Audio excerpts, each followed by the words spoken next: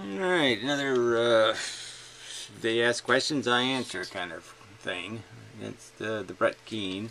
So he does some follow-ups, and yes, I'll play along and continue the conversation and attempt to explain um, distinctions and differences and where it all goes sideways in terms of our perceptions of reality, definitions. See if I can set you straight. Wink, wink. Okay, anyway, so let us continue.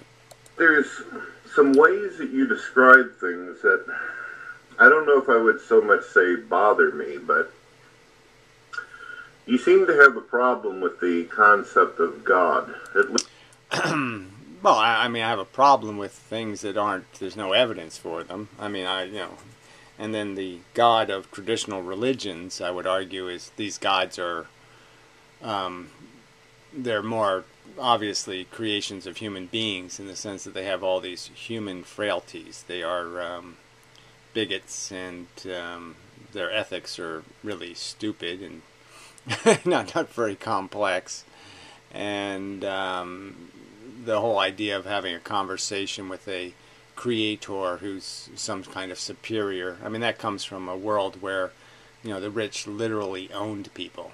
And as a free man, I find it quite offensive even to think about having an owner who will tell me what my role is and what my life is. I think the obligation is, if there was a God, he'd have an obligation to explain it to me, to make an argument, not to be a dictator. Dictator is now an ugly word. In the past, it was a fact of life. But I don't think intelligent people shall be dictated to by figments of other people's imagination. At least in the magical sense, as you would probably put it. Or, yes, the entirely made-up sense. But what would you say to God as an energy processor, or... Well, you're already in trouble, because if you're going to have the God as being an intelligence, then there's no way you can mechanically create that. The way nature has revealed itself is that things go from a simple or cruder function to a more complex function. So in the sense, you throw rocks into a pile, and every now and then you get a rock to sit on top of a rock, and then you might have a chance to get another rock on top of a rock on top of a rock. But it doesn't happen the other way around. It didn't start off as 3 rocks on top of each other. So intelligence isn't something innate. The innate system is crude and unintelligent. So in my opinion, evolution could be appropriately, the appropriate synonym or definition for evolution would be unintelligent design. It's a crude, simple process.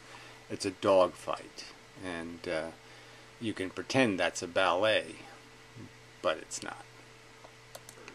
A technological entity. You describe an entity, again, of creation, when everything about creation indicates very simple physical forces, laws of nature. Light moves between point A and point B in a straight line, kind of things, at a certain locked speed. The constants of nature are the only entity, and there's no evidence of anything intelligent either in the design, the initial barfing, and the progressive decomposition of the slop, composition of the slop. Describe humans as being biological machines. You describe us as processors. Yes, and we're processing like a meat processor, like a crocodile. So my fundamental argument is that it's a bug planet. Everything's essentially a bug, and that's the mechanical design: is consumption, reproduction, addiction, and parasitism crap. That's what it's made out of, those functions. And the system isn't have any intelligent guider. There's no adult going Now play nice, play fair.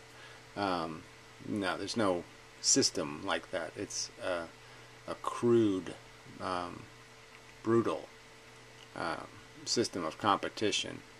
And on an island planet, that competition essentially has created carnage. Kind eating kind and such. You describe us as having this ability and this information. You pointed at your finger and you said there's 600 and blah blah blah million bits of information and data. Yeah, well, I didn't say information and data. That's not my jargon. Because I don't think information exists in the physical world. Information is a word you reserve for the modeling world. So when you model reality, it's information and knowledge. It's not information and knowledge when it's in the physical reality. So it's not quite the way I was saying it, but what I was trying to say in that argument is that it is the density of the system. There's so much of it that's what overwhelms our capacity to see the crudeness of it. So the volume confuses us, and we end up seeing complexity in a system that's very simple. Just within the fingertip alone.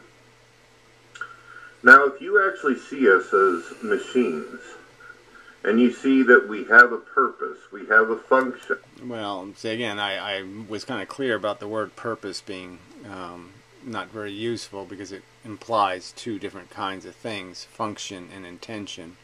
So again, and function only has service to a system. So, you know, the wheel on the steamroller has a function to smash the asphalt.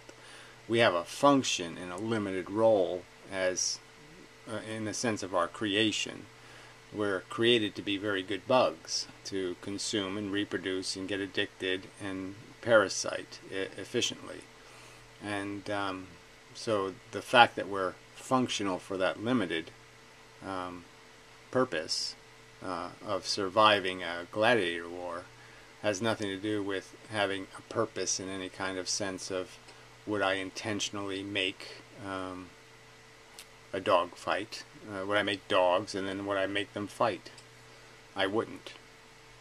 And that our brain actually intrinsically works in order to keep us alive, but also to perceive. Well, I use the word works in the sense that it models reality. So it accurately locates trees in the environment. It locates friend and foe. It gives us accurate data about what's in the environment. At least it can give us accurate data. Obviously our senses are doing a very good job.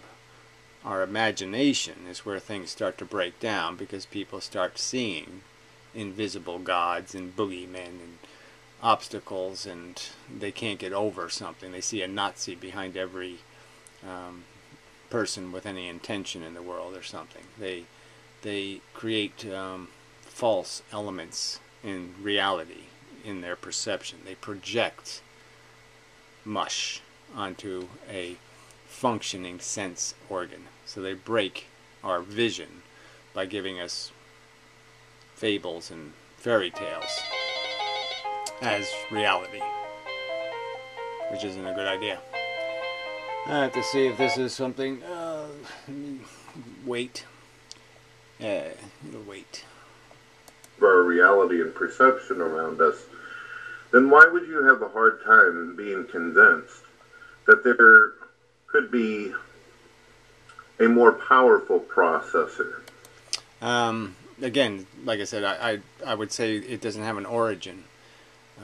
It would have to evolve. It would have to have an abiogenesis, come from chemistry, evolve, and such a god wouldn't be a lonely god, okay, if that happened. So if gods were created somewhere in the universe, they wouldn't be created as a single entity, first off, by any conceivable natural process. So there's no conceivable natural process that would create one god, because it would have to evolve, and evolution requires mutation and change, and it requires competition, so it requires kind of a bunch of other animals to be competing with, or other gods to be competing with, So there's just no rational way to have a natural mechanism that creates a super intelligence. And as I've stated, I don't see any evidence of super intelligence. I see exactly the opposite in all these descriptions of gods. I see them as silly, egomaniacal dictators that don't seem to have any kind of decency or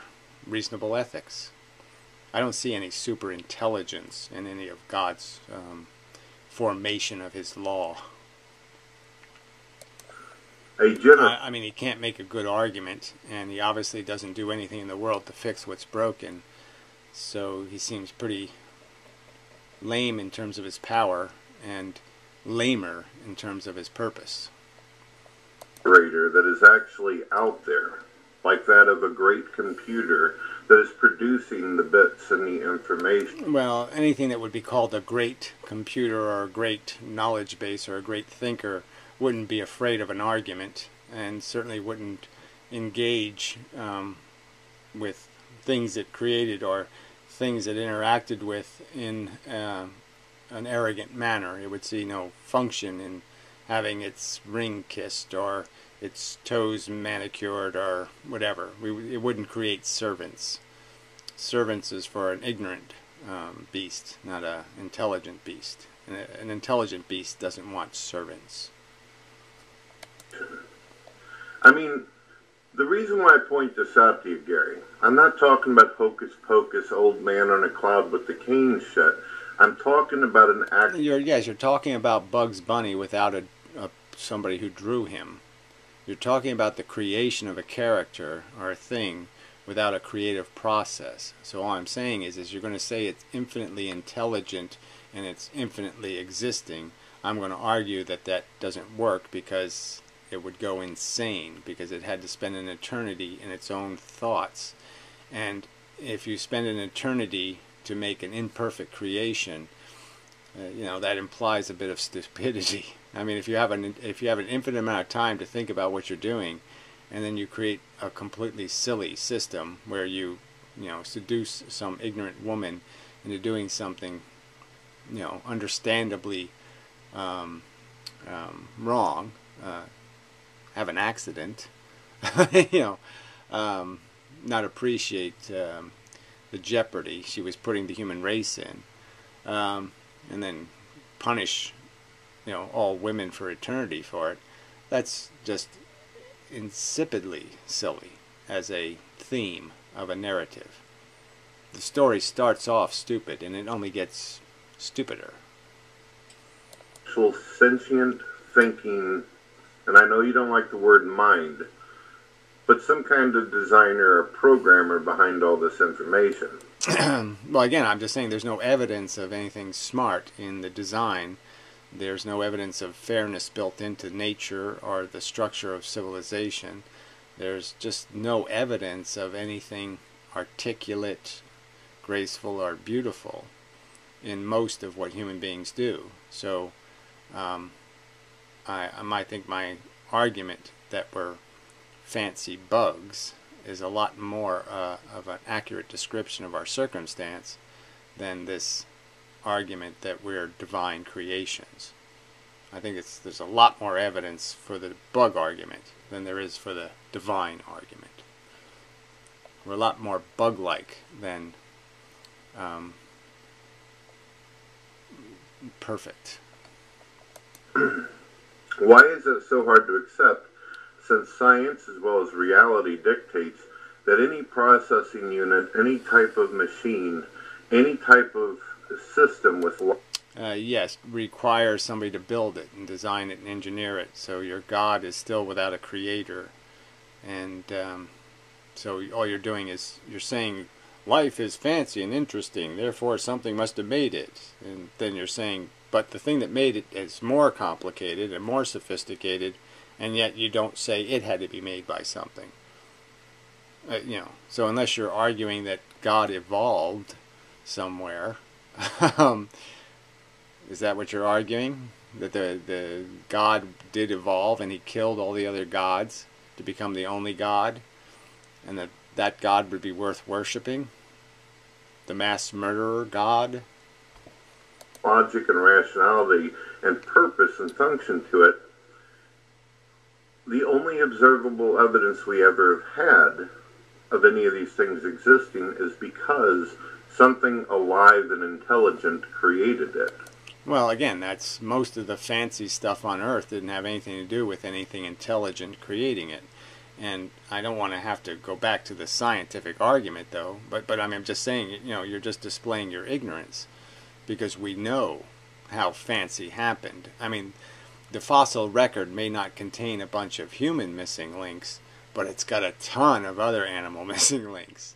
And there's lots of fossil evidence for the progression of organisms.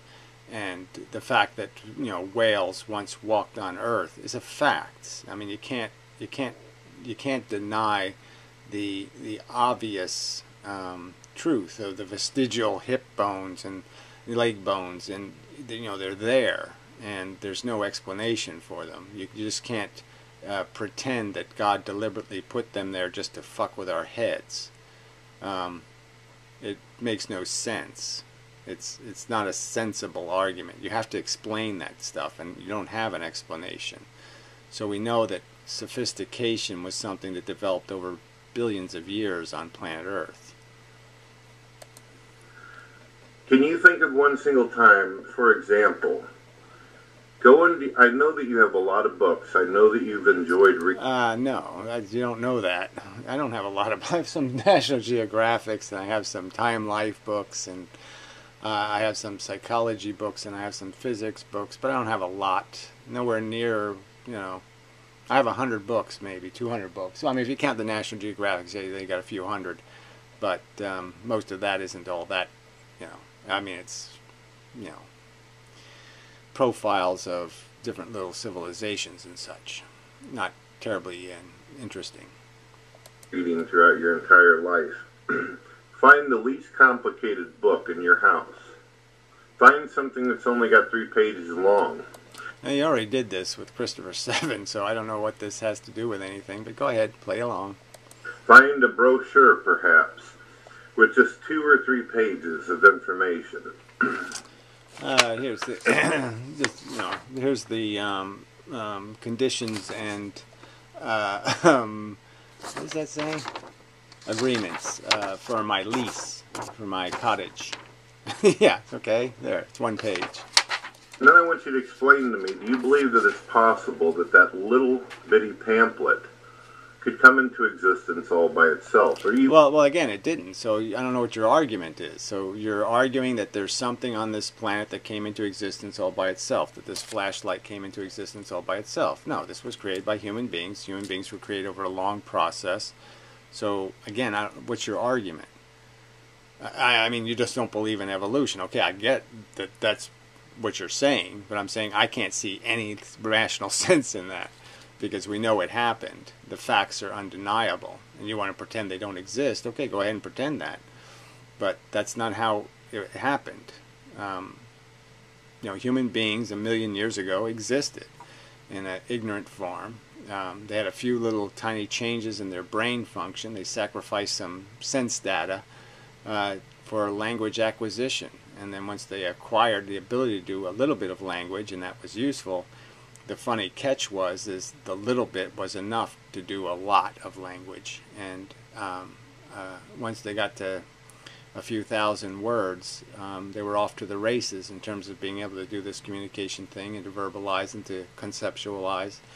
And that's where all of the stuff we made came from, is the knowledge acquisition. I mean, that's a proof of history. I mean, are you going to deny that 100 years ago it was a different world? The airplanes didn't fly as fast or as well. You know, I go back 200 years ago, you didn't have electric lights. You didn't, I mean, are you denying the existence of human progress? Do you think it just poofed into existence? Or do you understand that it happened because of knowledge acquisition? That these things were all built one step at a time. None of these things poofed into existence. Been gradually, millions over time, where it's coherent and the information is laid out, telling you what the purpose and the function of the pamphlet is.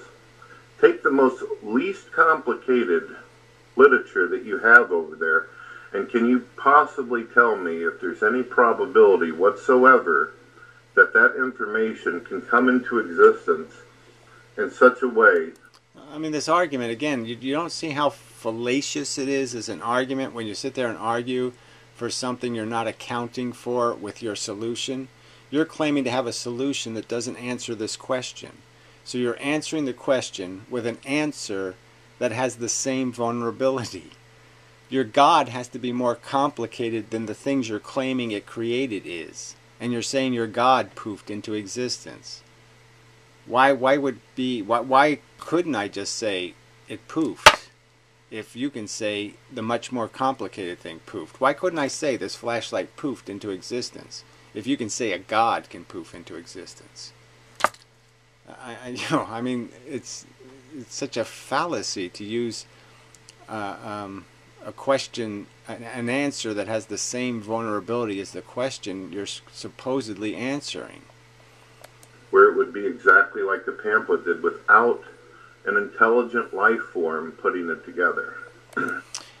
Yeah, well, again, what is intelligence? And I'm just saying, I've sort of made this argument that's built out of these steps, and it's progressive, and we see that. I mean, the recorded history is undeniable. The fact is that 500 years ago, it was there was less information available to human brains. And 1,000 years ago, there was even less information available to human brains. Alright, camera battery ran out, so I don't know, try to pick up somewhere near where I left off, something about the idea that this progressive knowledge thing. You can see it in the historical record.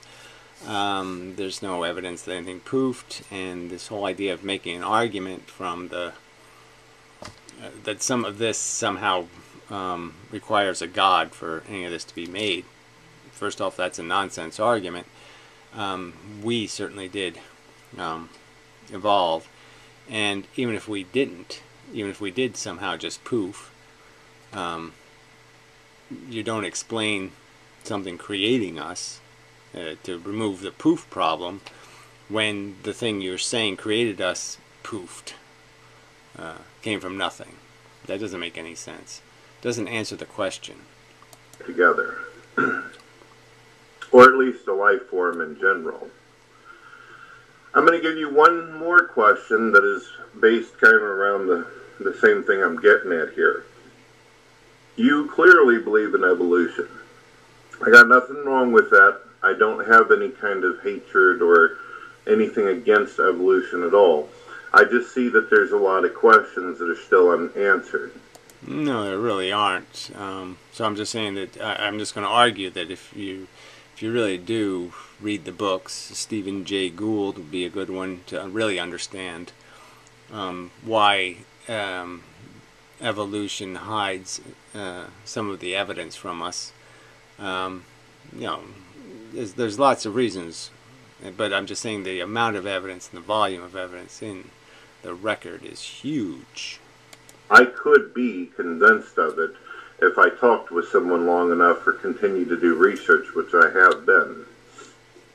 What I have to ask you is, you believe that computers, and you said this in your own video, are made up of chemicals. All this information is put together through chemistry. So my question for you is, if you... Well, and I'd also argue that chemistry is physics. So I just don't know what that has to do with anything. I'm just saying that the physics is the origin of everything.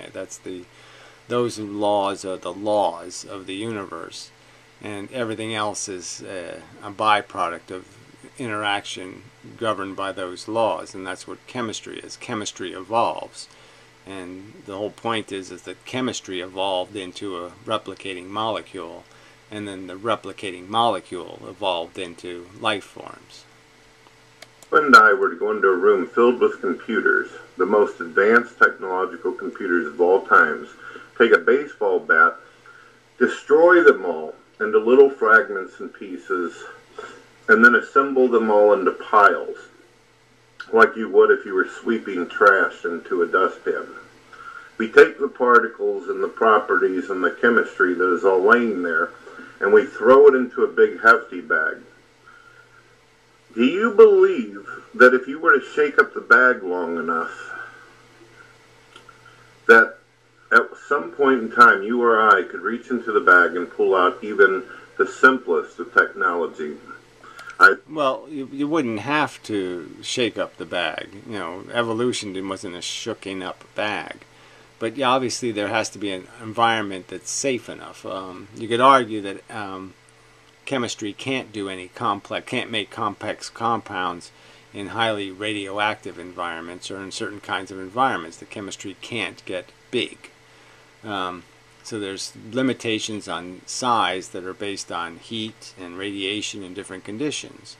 And so you have to have the right conditions on, like, say, the surface of a less than blazing sun in the right amount of gravity and the right amount of certain conditions have to exist for chemistry to create very complex molecules. So, we see that sort of. You see that when it's too cold, then it just ends up being methane and, very simple chemistry. And then when it's too hot, it goes the other way because everything melts. It's got to be just right. Either that of a toaster oven, either that of a Game Boy, either that of an iPad, an MP3 player. Yeah, well, it depends on what you're talking about, how you're breaking something up and how you're recreating it. Again, there's a huge number of dead living parts on the surface of the earth. It's covered in layers and layers of organic matter, and yet new life forms don't just pop up. They don't just poof. So again, if you understand what evolution is a very slow process, and it happens in this, pieces at a time. So yeah, if you want me to answer your question in the sense that as long as you have to change the rule of your question a little bit, because obviously to make the plastics and to make the metals and to make the silicon, all those things had to be fused together through a very intricate process, and you broke them in ways that don't have to do with the way they were made. You didn't go backwards in evolutionary time to create some lesser product. You took something that was made and then broke it. And that's a lot different than forcing you to go back to the crude elements and remake it again. So I'm saying evolution could happen again, okay, but you can't do it this backward way where you say, I'm going to make the Mona Lisa and then tear it into a million little shreds and then have it get repainted. It can't be repainted. You can't make a painting that way by putting little pieces of stuff together. We know how paintings are made, and you can't do it the way you want to make the painting. I can't make a painting by putting shreds of pixels in a bucket and shaking them up. It's not going to happen that way. Do you think that we could pull out anything coherent if we shook the properties of hundreds of thousands of computers that we've destroyed? And don't make fun of me doing it. Well, I'm just saying that you can make you can use different metaphors or analogies. I've used the argument that you could take Yahtzee dice, and you can make the argument that there is a way to roll them where all of the dice will stand on top of each other with the number 5 on the top. But it's an incredibly perfect roll. It has to be exactly a certain way for that to possibly happen. You'd have to throw the dice down exactly a certain way, and certain exact conditions have to be met for that to happen. It's a perfect storm kind of argument. Everything has to be exactly a certain way for that unusual form to be created. So yes, complexity is not going to just be manufactured in the way you're saying. It won't just happen because you have the parts. You have to have the parts, and you have to have a mechanism that can put them together in the right order. And I'm just saying billions of years of evolution have put our genetic code together in the right order. It adds things and it subtracts tiny, tiny things at a time through that process. And you can't duplicate that by just shaking shit up in a jar. And then say, oh, Brett's jerking off over there. That's just a fucking bag shake. That's not a cock shake, all right? Amendham, I will, from time to time, and not long time periods, but every once in a while I'm going to throw a video out at you, and if you feel like giving it your best shot and getting into philosophy and putting your stamp on it, I would love to do this with you. I've always been interested, there was a reason why I used to go into your hangouts in the past. Even though you were rough on me sometimes, I actually enjoyed spending time with you and listening to what you had to say, even if you didn't have that mutual respect for me. Yeah, well, like I say, it's not a personal thing. I mean, I'm just in this for the battle, so to speak, for ideas, and But yeah, I have limited patience. I can't be bothered investing in people who are belligerently illogical. So I'm just saying, yes, if you can appreciate a logical argument, and then you'll be somewhat responsive to that logical argument. Like I said, so I'll ask a question to you. Do you see the fallaciousness of claiming a creator to explain something unusual or something complicated existing, and yet you claim the creator didn't need a creator? Your God has no conceivable parentage, and yet you're talking about complexity here in our human world not having proper parentage in a way. Do you see the irony of that? That you can't really